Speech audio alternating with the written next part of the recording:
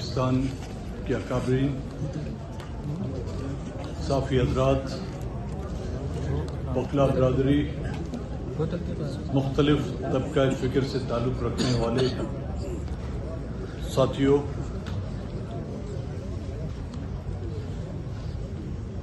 ہم سمجھتے تھے کہ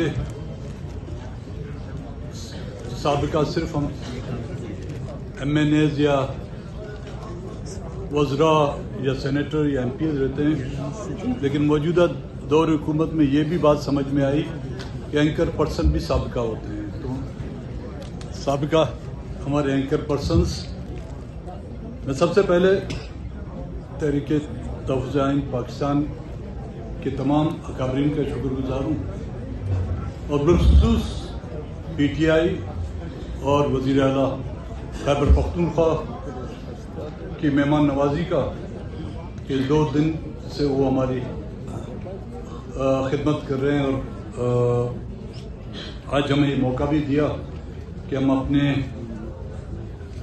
خیالات کا اظہار کریں۔ حالانکہ میں نے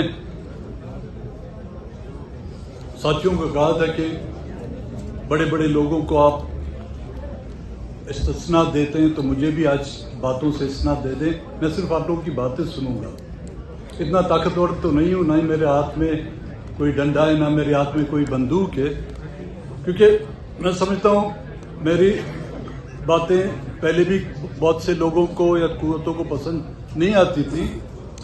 آج بھی شاید جو باتیں کروں اس سے اگر کسی کی دل آزاری بھی ہو، میں ان کی بات نہیں کرتا جو بہت طاقتور ہیں، میں ان کی بات کروں گا جو آج اس مجلس میں بیٹھے ہوئے ہیں۔ اگر میری باتوں سے آپ کی دل آزاری ہوگی تو قبل از وقت میں آپ سے معذرت خواہ ہوں۔ اب آج کے اس گھٹن کے ماحول میں یہ کانفرنس جو بلائی گئی ہے، ایسی گھٹن جہاں پر ایک ٹویٹ کرنا بھی جرم ثابت ہوتا ہے، جس کی مثال ایمان مزاری اور اس کے ہسبینڈ ہیں، سوال کرنا بھی جس ماحول میں جرم ہو، اس کی مثال اسد علی طور، وہ تو انسان ہے لیکن ان حکمرانوں نے اس کے طوطے تو نہیں بخشا۔ مطلب انسانوں پر بولنے کی پابندی ہے، طوطوں پر بھی بولنے کی پابندی ہے کہ ان کو بیچنے والے کے جو اکاؤنٹ جو ہے وہ فریز کیے جاتے ہیں۔ ایسی گھٹن اور ایسی ماحول میں اس طرح کی کانفرنس ظاہر ہے ایک اچھا ایک قدم ہی سمجھوں گا میں اس کو، لیکن ہمیں کچھ اپنی غلطیوں کا بھی احساس کرنا پڑے گا، ہمیں اعتراف کرنا پڑے گا۔ اس ملک کے آئین کو، جس کو مقدس کتاب کا نام دیا جاتا ہے، اس مقدس کتاب کو اسی کا حلف لینے والی وہ مقدس قوت یا وہ مقدس گائے کئی بار اس کو جو ہے ہضم کر گئی، اور اس کو مقدس بنانے والے کون ہیں؟ وہ قوت جس کا نام لیتے ہوئے بھی لوگ گھبراتے ہیں، کتراتے ہیں۔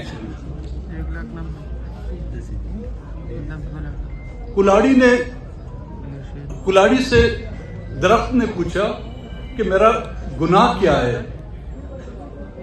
ہر وقت تم مجھے ہی کاٹتے رہتے ہو؟ تو اس نے بولا پیچھے دستے میں دیکھو، وہ تمہاری نسل ہے، تمہاری برادری ہے۔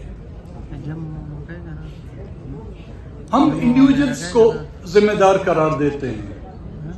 روز اول سے دیکھیں، جن کو ہم ڈکٹیٹر کہتے ہیں، ایوب خان، یحییٰ خان، ضیاء الحق، مشرف، باجوہ، عاصم منیر صاحب، حافظ صاحب، حضرت کے ساتھ حافظ میں نے نام رکھا، شاید ناراض نہ ہو جائے، ہم ان کو مورد الزام سید 2 غلطیاں تو 14 سال تو ہو گئے میرے لیے، ہم ان افراد کو مورد الزام ٹھہراتے ہیں، لیکن ہم یہ بھول جاتے ہیں کہ ان افرادوں، ان انڈیویجولز کے پیچھے کون ہے؟ کیا وہ ادارے ان کے پیچھے نہیں ہیں؟ ہم ان اداروں کو نظر انداز اس لیے کرتے ہیں کہ اس ادارے سے پھر ترقی پاتا ہوا کوئی اور شخص آئے اور وہ ہمارے سر پر ہاتھ رکھ کر ہمیں اسی کرسی پر بٹھائے جو کرسی کسی ناجائز طریقے سے اس نے خالی کرائی ہے۔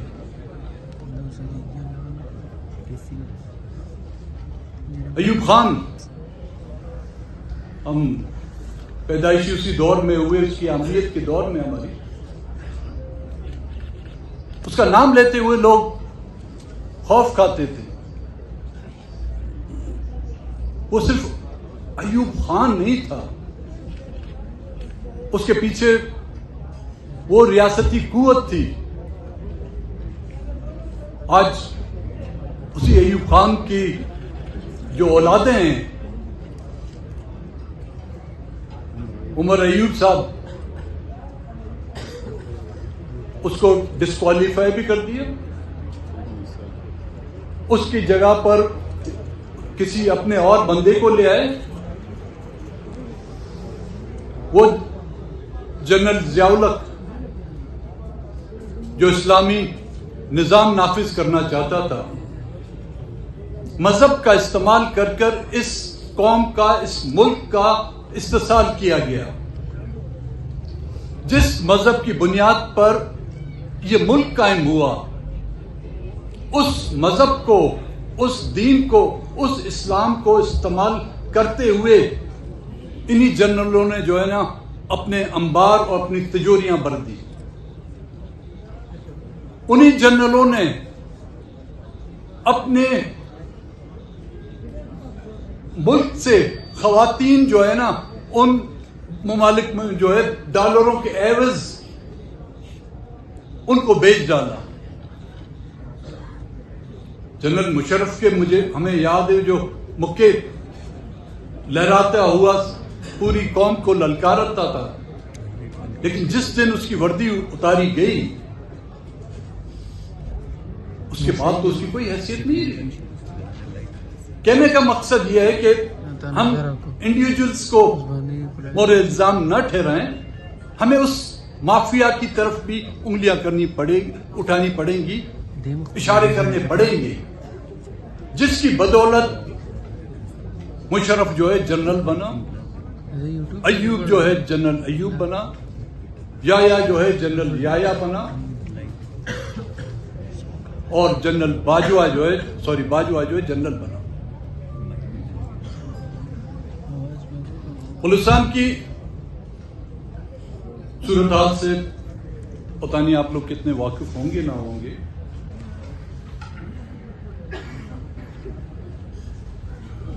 کوئی ایسا دور نہیں گزرا ہوگا جب بلوچستان میں ہمارے نوجوانوں کی لاشیں نہ گرائی گئی ہوں۔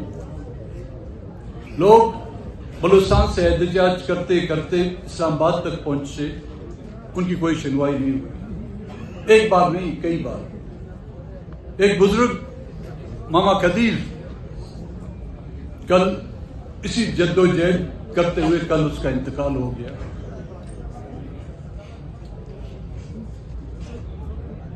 وہ اپنے بیٹے کی بازیابی کے لیے نکلا تھا اور ہزاروں بلوچوں کی وہ آواز بن گیا۔ ڈاکٹر مارن بلوچ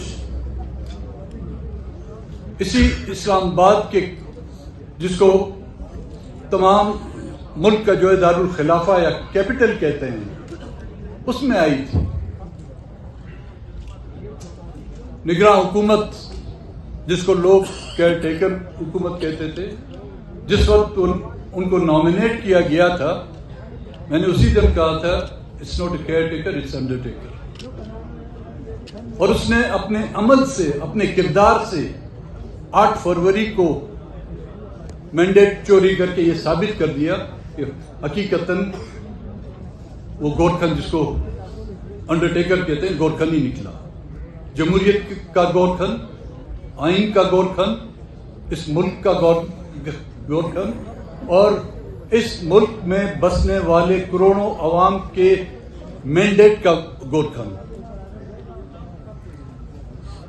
जिस बलूचिस्तान के जिस हल्के से मैं ताल्लुक रखता हूं, डिस्ट्रिक्ट खुर्जा,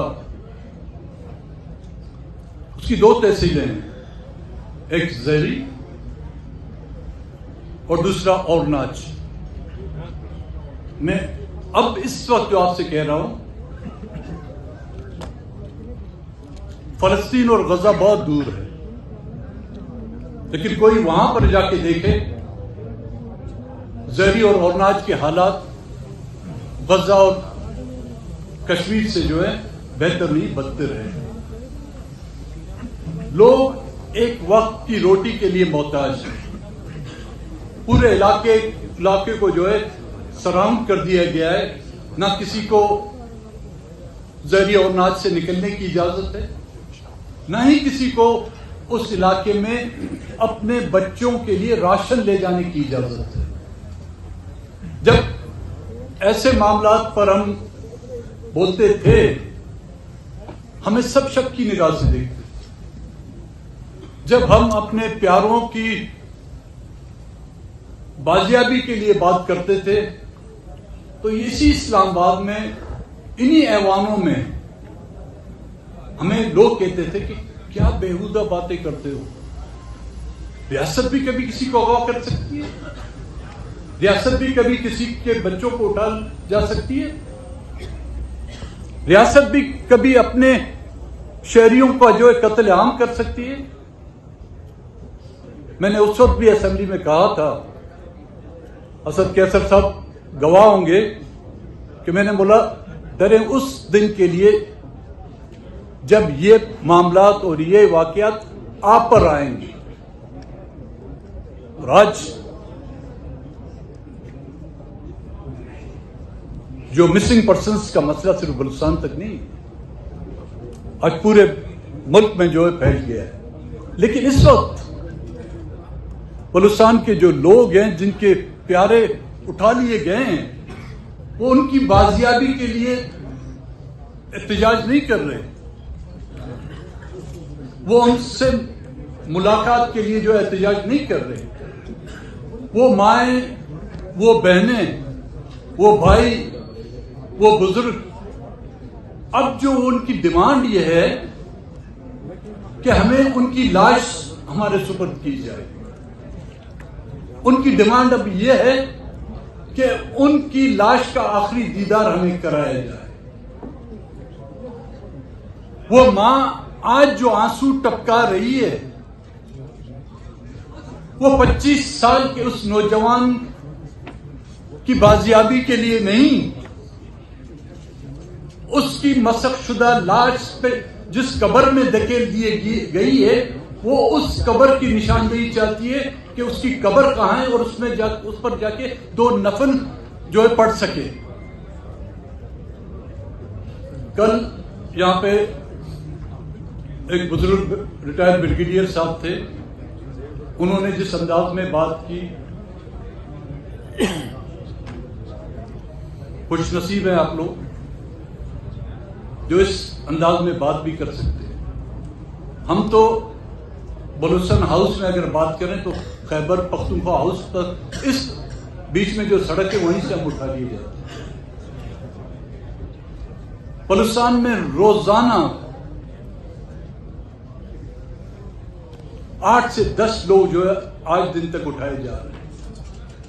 कल की मैं बात करता हूं आपको, हद से 2 दिन पहले 2 खवातीन को उठा लिया गया, और कल एक प्रेग्नेंट, जो 7 माह की प्रेग्नेंट औरत थी, उसको रियासती फोर्सेस उठा के ले गई। और फिर हमें कहते हैं कि जी जब पाकिस्तान का तराना बजता है तो आप खड़े क्यों नहीं होते।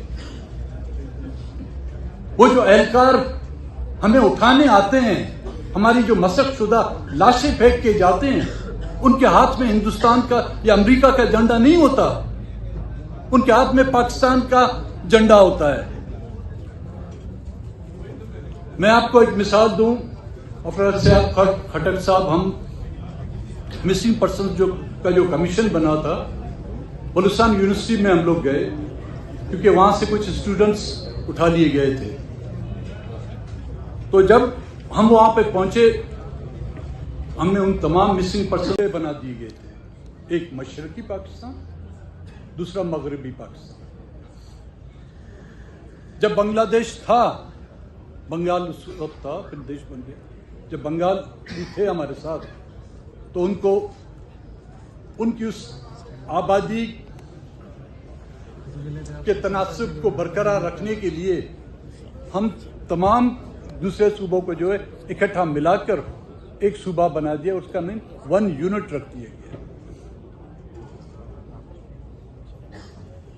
لیکن جیسے ہی ایسٹ پاکستان بنگلہ دیش بن جاتا ہے, فوراً 1973 کا آئین آ جاتا ہے. ملک ایک جنگی حالات سے گزر چکا تھا, ضرورت بھی تھی ایک آئین کی, مجبوری بھی تھی. ہمارے اکابرین نے اس بات کو سامنے رکھتے ہوئے کہ ان حالات میں ہم وہ کچھ نہ کریں, اور کئیوں نے اس پر دستخط کی, کئیوں نے اس انوگریشن میں جو ہے آئین کا جو جشن منایا جا رہا تھا اس میں حصہ بھی نہیں بنے. کرتے بھی کیا, جو انکاری تھے, جو نہیں مانتے تھے, ان کے پاس اور چوائس ہی نہیں تھی. خواتین بیٹھی ہوئی یہاں پر, انگلش میں کہتے ہیں when the rape is irresistible, relax and enjoy. تو been enjoying اس 1973 کے آئین کو جو ہم انجوائے کرتے رہے.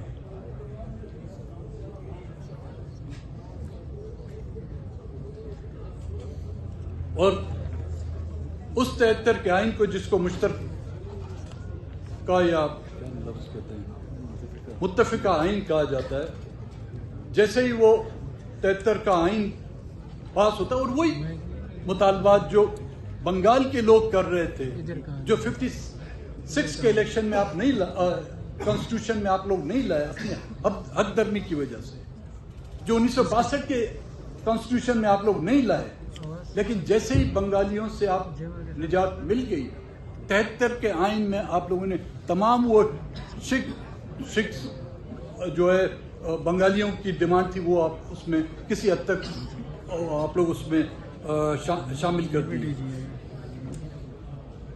لیکن 73 کا آئین منظور ہوتے ہی اس کا جشن بلوچستان میں جو ہے توپوں اور ٹینکوں اور بندوقوں کی آوازوں سے جو ہے ہمیں سنائی دیتے ہیں. 73 کے آئین کے تحت ایک منتخب حکومت کو برخاست کیا جاتا ہے. ذوالفقار علی بھٹو, جو کو جمہوریت یا پاکستان کے 73 کے آئین کا جو ہے خالق کہا جاتا ہے, اسی کے دور حکومت میں نیشنل عوامی پارٹی, جو آج یہاں پر اکثر آپ بیٹھے ہوئے ہیں, یہ اسی نیشنل عوامی پارٹی کے جو ہے عنصر تھے. اس پر پابندی لگائی جاتی ہے سپریم کورٹ کے ذریعے سے. آج ہم کہتے ہیں نا جی کینگرو کورٹس ہیں, اس وقت کے کورٹ کو کیا تھے؟ انہی کورٹوں نے تو نیشنل عوامی پارٹی پر پابندی تو انہوں نے لگائی تھی. اور وہ ملٹری آپریشن, اور مزے کی بات, ایک اکثریتی منتخب حکومت کو ختم کر کے ایک ایسی حکومت قائم کر دی گئی جس نے صوبائی اسمبلی سے اعتماد کا ووٹ بھی نہیں لیا گیا تھا, لیکن اس دور حکومت کو جمہوری دور حکومت کہا جاتا ہے. اس دور حکومت میں بلوچستان اسمبلی کا کوئی ایک اجلاس تک نہیں بلایا گیا, لیکن کہتے ہیں کہ جی 73 کا آئین جو ایک جمہوری آئین تھا, اور اس جمہوری حکومت اور اس جمہوری دور کے دوران جو ہے بلوچستان میں جو ہے خوشحالی لائی گئی. تو آج ہمیں کہا جاتا ہے کہ جی 73 کے آئین پر ہم اعتماد کریں. میرا یہ سوال ہے، میں یہ بحیثیت ایک کمپوننٹ تحریک تحفظ آئین پاکستان سے کے حوالے سے نہیں کر رہا، میں بلوچستان کے حوالے سے یہ سوال کرنا چاہتا ہوں کہ وہ 73 کا آئین جو میری ماں بہنوں کی عزت نہیں بچا سکتا، وہ 73 کا آئین جو اپنے آپ کو بچا نہیں سکتا، وہ 73 کا آئین جو بلوچستان پر ہونے والے 5ویں ملٹری آپریشن کے نتیجے میں ہلاک شدگان، شہید شدگان کے ورثاؤں کو جو انصاف نہیں دلا سکتا، وہ 73 کا آئین جو چادر اور دیواری کے اندر ہماری ماؤں بہنوں کی حفاظت نہیں کر سکتا. کیا یہ 73 کا آئین اول سرات کے طور پر ہمیں جنت میں پہنچا سکے گا؟ نہیں. میں سمجھتا ہوں 73 کے آئین کو اب ہم جتنی بھی جان ڈالیں، وہ 73 کا آئین جو اپنے خالق کو نہ بچا سکا، جو اس ملک کے پارلیمنٹس کو نہیں بچا سکا، جو مظلوموں کی آواز کو دبانے کی کوشش، ان کی آواز نہ اٹھا سکا، تو ساتھی شاید اس پر اتفاق نہ کریں. میرے ہم کچھ تجاویز ہیں، اور یہ میں نہیں کہتا کہ آج کے اس اعلامیے میں آپ اس کو حصہ بنائیں، لیکن اس پر آپ لوگوں کو سوچنا ہوگا. اگر بلوچستان کے نوجوانوں کو، بلوچستان کے لوگوں کو آپ لوگ ساتھ لے کر چلنا چاہتے ہیں، نہیں لینا چاہتے، جس طرح 78 سال میں ہم نے لاشیں بھی اٹھائے، ہم نے بے گور کفن لاشیں بھی دیکھی، ہم نے مسخ شدہ لاشیں بھی دیکھے، آبروئیں لوٹتے ہوئی ہم نے دیکھی، اپنے بزرگوں کو سڑکوں پر ان کی پگڑیاں اتارتے ہوئے دیکھی. جب تک ہمیں صبر ہے ہم صبر کرتے رہیں گے، لیکن خدا نے بھی صبر کی ایک حد رکھی ہوئی ہے، تو خدا کے لیے ہمیں اس حد کو پار کرنے تک نہ لے جائیں.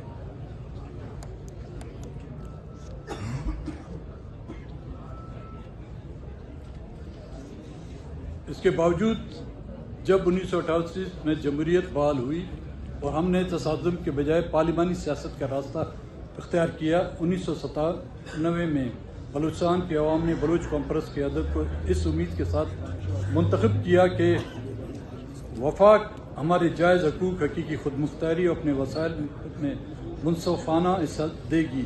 لیکن اس کے برعکس ہم نے مسلسل مرکزیت، سیاسی عدم استحکام اور اپنے معدنی، گیس اور ساحلی وسائل کی منظم لوٹ مار دیکھی، جس سے مقامی آبادی کو تقریباً کوئی فائدہ نہیں پہنچا. 2006 میں نواب اکبر پوکٹی کی شہادت نے اس خلیج کو مزید گہرا کر دیا. جبری گمشدگیوں اور اجتماعی سزاؤں نے ریاستی مرکز کے اخلاقی ساکھ کو شدید نقصان پہنچایا. آج بھی بلوچستان میں ایسے لوگ رہنما بنائے جاتے ہیں جو عوام کی منتخب نہیں بلکہ سیاسی انجینئرنگ کے پیداوار ہیں. اس عمل نے بلوچستان میں امن قائم نہیں کیا بلکہ عوام اور ریاست کے درمیان اعتماد کو مکمل طور پر زیر آلود کر دیا. کچھ عرصے سے ہم سن رہے ہیں کہ جی خیبر پختونخوا میں امن امان کا مسئلہ ہے، وہاں پر گورنر راج لگایا جائے. ان کو میں ساون کا اندھا تو نہیں کہہ سکتا، ان کو بلوچستان کے حالات نظر نہیں آ رہے. بلوچستان میں حکومت کی کوئی رٹ باقی نہیں رہی. کوئی ایک ضلع، چاہے وہ بلوچ ضلع ہوں، چاہے پشتون علاقے ضلع ہوں، کسی ماں سوائے C M house, governor house, secretariat اور اس کے ارد گرد جو علاقے جس کو ریڈ زون کہا جاتا ہے، اس کے علاوہ کوئٹہ بھی گورنمنٹ کی جو ریٹ قائم نہیں. لیکن میں یہ نہیں کہتا کہ وہاں پر گورنر راج لگایا جائے، یہ ان سے سوال ہے. وہ جو کہتے ہیں کہ جی خیبر پختونخوا کے حالات خراب ہیں اور وہاں پر گورنر راج لگایا جائے، تو وہاں پہ گورنمنٹ بھی تو آپ کا ہے، اور وہاں پہ راج آپ کی اسٹیبلشمنٹ کئی 78 سال سے وہاں پہ راج کر رہی ہے. گورنر راج نہیں لگا سکتے، کم سے کم سیکٹر کمانڈر راج تو لگا لو یار. جو پروپوزل میں لایا ہوں وہ کاپی آپ کو میں دے دوں گا. وفاقی معاہدے کی اثر و نو تشکیل. نمبر 1، آئینی اور طرز حکمرانی کی اصلاحات. 1973 کا آئین بلوچوں اور پشتونوں جیسی چھوٹی قومیتوں کے مفادات کے تحفظ میں ناکام رہا ہے. ہم ایک نئی آئینی بندوبست کا مطالبہ کرتے ہیں جو درج ذیل اصولوں پر مبنی ہو. نمبر 1، سچ، احتساب اور مفاہمت. ایک بااختیار اور وقت کی پابند سچائی اور مفاہمتی کمیشن قائم کیا جائے جس میں تمام پارلیمانی جماعتوں، سول سوسائٹی، آزاد عدلیہ اور بین الاقوامی انسانی حقوق کے مبصرین کی نمائندگی ہو. اعتماد سازی کی فوری اقدامات میں سیاسی قیدیوں اور